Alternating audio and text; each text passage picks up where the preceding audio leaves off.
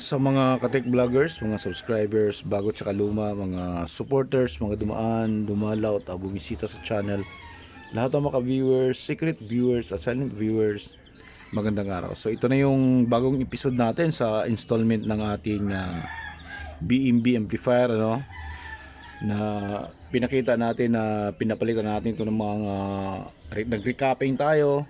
Ayan, so apat na peraso to, apat na board, isa, dalawa, tatlo, apat.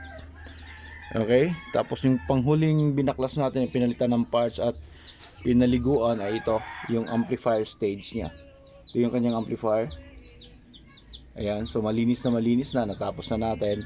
So ang isusunod na naman natin na i-recapping tapos lilinisin at paliliguan itong dalawang board na to.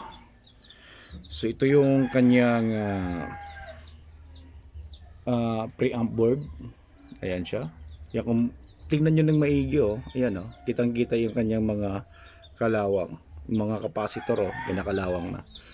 So kung hindi natin papalitan to, pwedeng tutunog, pero after ilang weeks or buwan, magbabakjab naman uli.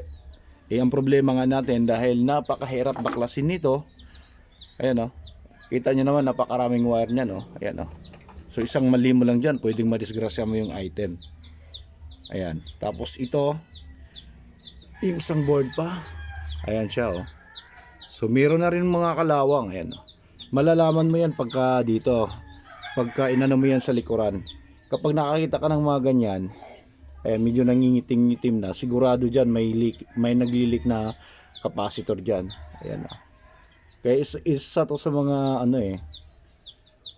mga dahilan kung bakit magkakaroon ng problema sa mga circuit natin. Ayan siya. So gagawin natin dito, bababad natin ito sa sabon, tapos babrush, papatuyuin, tsaka tayo magpapalit ng napakaraming capacitor ulit.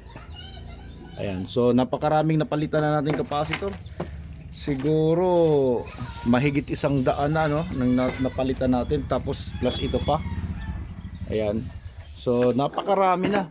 Kaya dito kailangan talaga sipag at syaga yung gagawin natin para matapos natin lahat to.